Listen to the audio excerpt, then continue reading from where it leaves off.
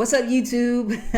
It's your friendly neighborhood GM, your host, Coach Key, and welcome back to Legends and Dice Cafe, where we learn about tabletop RPGs from old school to modern and do lots and lots of solo gameplay. Back with my weekly video like I do on Fridays at 8 p.m. Eastern Standard Time. Today's video was Patreon's choice, and the majority voted that I show you guys how to create a zombie apocalypse solo adventure using D&D 2024. This will be my first time creating a zombie apocalypse, so yeah. As always, don't forget to make sure you hit that thumbs up button so YouTube will push it out to more and more people. If you'd like to further support the channel, hop on over to Patreon and subscribe to Legends and Dice Cafe. If you'd like to join a game with me, all of my games are on Start Playing Games. I do have a free one-shot coming up. I'll be running Dragonbane. In order to join the one-shot, the link is located inside of my Discord community. So I'll post all those links inside of the description. Without further ado, let's go ahead and create our adventure. Let's get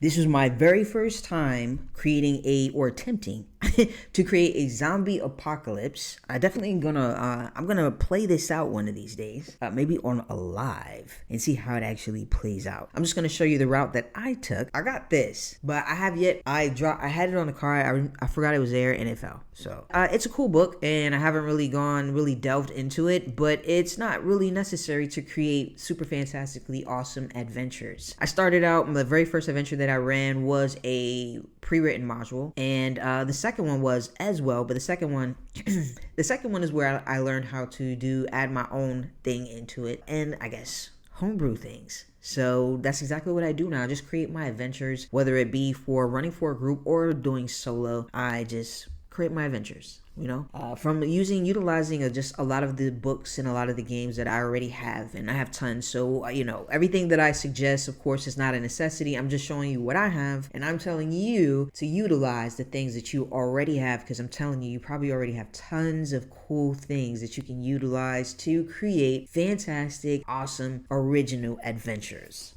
My first order of business with creating my solo adventure is to define the apocalypse flavor. And let me show you. The first thing I did was I worked on the theme for my undead world. And for that, I used my County Road Z, rural survival in the zombie apocalypse. And in this book, you can pick from a viral apocalypse, so a microscopic virus has torn civilization apart, transforming the infected into the living dead. The infected represent an ever-present danger. And then you've got a cosmic horror. That which is dead can never die. Cosmic energies from deep space have awakened something in the earth and under the sea. Zombies, tentacled monsters, and beasts from beyond the stars threaten the life of sanity of humanity's last survivors. Then you have a magic apocalypse. So I went with the magic apocalypse, and I was thinking some sort of necromantic, plague, arcane origin, cursed lands, along those lines. That's what I went with. So I've got my theme down. The next thing that I did was I created like an origin story on how this necromantic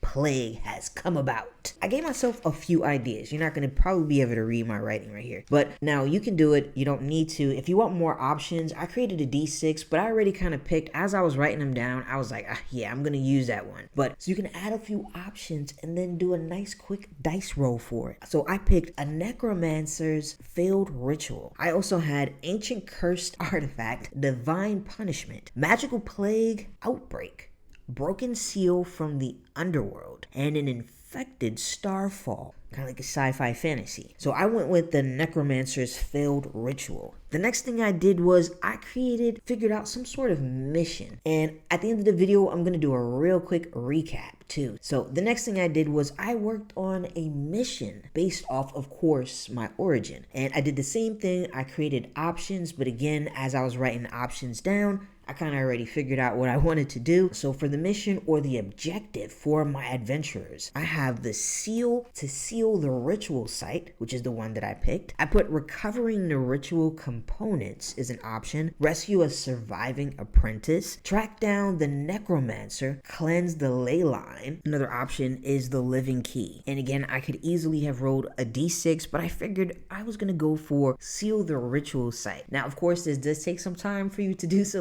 little bit of brainstorming and creativity. But if you're in tabletop RPGs and you're a game master on top of that, and or you play solo, you already go through this process, and I'm confident that you probably enjoy this process. So far, I've already got my theme is a magical apocalypse, some sort of necromancer's failed ritual, and our goal, our mission, is to locate this area where the ritual was done and seal it off. And another thing about all these other options that you don't pick, you can use them as side missions, or you can turn this into a nice long campaign. The next thing that I did was created a few locations for this area.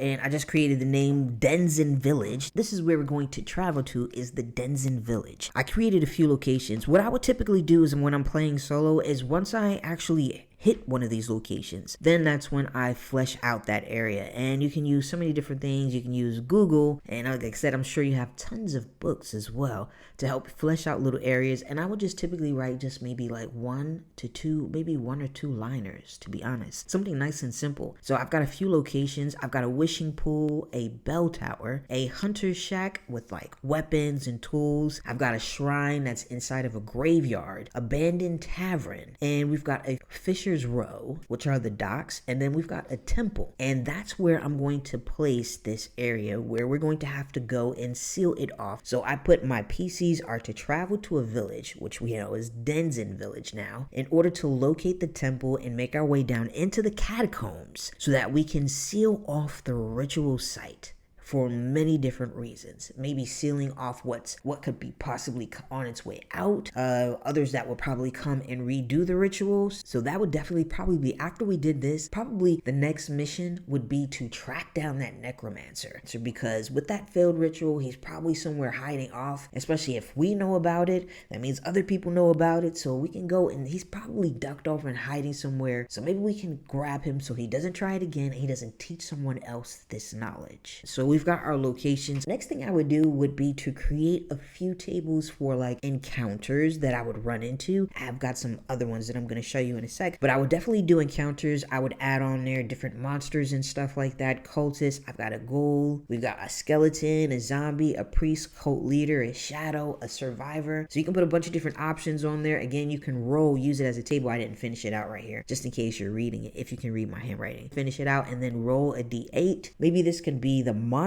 table, and I guess this would be maybe kind of an encounter table. I put like another option. I put an encounter, and then I would figure that I would roll on this list right here. I have maybe a trap that I've encountered, a treasure, maybe a rumor, which is another table, which are other tables that I would create in my game. Are rumor tables, and I'll show you in a sec. Or a clue, and I put a weird phenomenon, and maybe I can do a table for weird phenomenon. I don't know what you guys do, so what you guys think? Maybe we can do a part 2 and actually start our session. And then I've got like an undead plus terrain hazard, and I've got maybe useful supplies that I've come in contact with, and then I've got like a corrupted puzzle. So I thought these would be a good flavor to kind of add into it. I would create this table and then create tables off of that. It sounds like it's a lot of work, but with everything that you have access to, you can easily create this. But this is just a route that I would personally take to create my solo adventure. This is how I often go about creating solo adventures, especially when I'm using rule sets that are mainly used for multiple people, like D&D 5th edition. So I would have a few traps, a table for traps, a table for treasure, a table for rumors, and so on,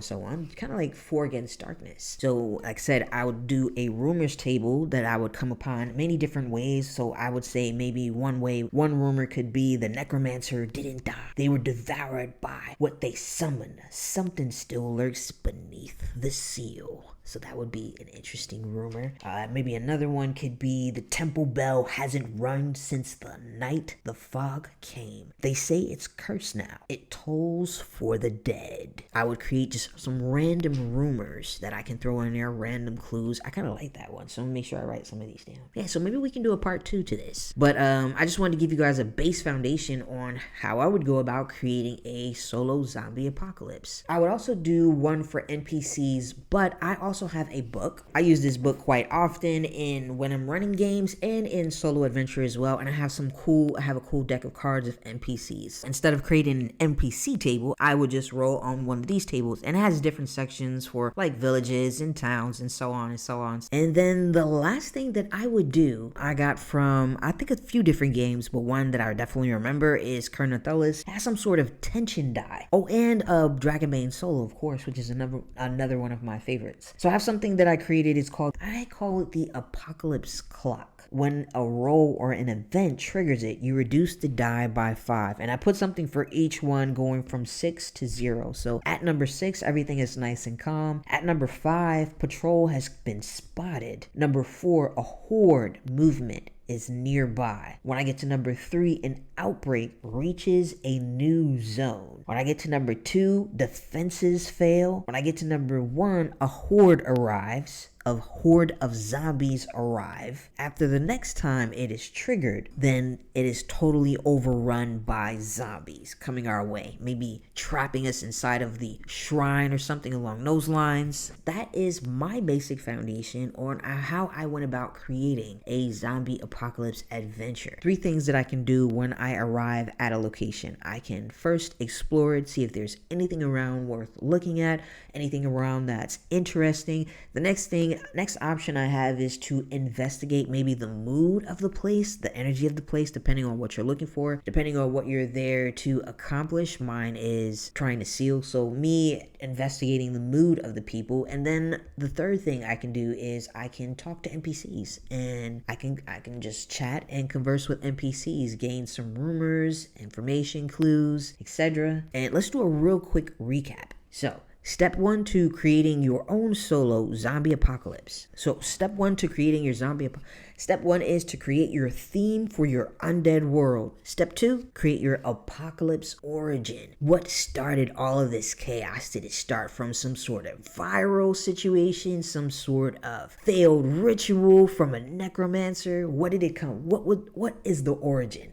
Step 3, your mission or your objective in relation to your origin. Like I did, mine was a failed ritual from a necromancer, so I made my mission to be to go and seal off that ritual site so nothing comes out and nothing goes in. Step 4, I would create locations to explore and to visit. And you can actually throw maybe a table in there where maybe somewhere in there where you roll and you can discover a new location that you can add onto your map, or you can just stick with the locations. For instance, if you're visiting a village like I'll be doing, then you can add different areas inside of there, a shrine, a temple, docks, and so on. Next thing, step 5. Next up is your encounter tables, which can include your monsters and just different random things. And I gave you a few examples earlier. Like you can add an encounter and then have a table for encounters, occultists, zombies, skeletons, shadows, different things that you would see in a zombie apocalypse, or your version of a zombie apocalypse, including you can have a table for rumors. Here we go, I wrote it better. So you can have like an NPC table, treasure table, monster table, a rumor, clue table, a mixture of different tables for different random outcomes. And then the last step, we added the apocalypse clock, which is kind of like a tension die, and going from 6 and then getting down to 0, and a horde of zombies are headed your way to eat and devour you. So those are our steps for our zombie apocalypse solo adventure. So if you do try these steps, let me know how it goes for you. I hope this video was helpful. You can use everything I listed inside of your zombie apocalypse to get you started, to get you jump started and actually playing, so you don't have a reason not to play anymore. Don't forget to make sure you hit that thumbs up button. Make sure you comment and make sure you subscribe. And don't forget to turn on your notifications so you don't miss out on any of the cool content that I post on Fridays at 8 p.m. Eastern Standard Time. So I hope you have a fantastic rest of your Friday. Thank you so much for taking the time out to watch the video. Yeah, I'll see you guys back here same time next week on Friday, 8 p.m. Eastern Standard Time. And peace.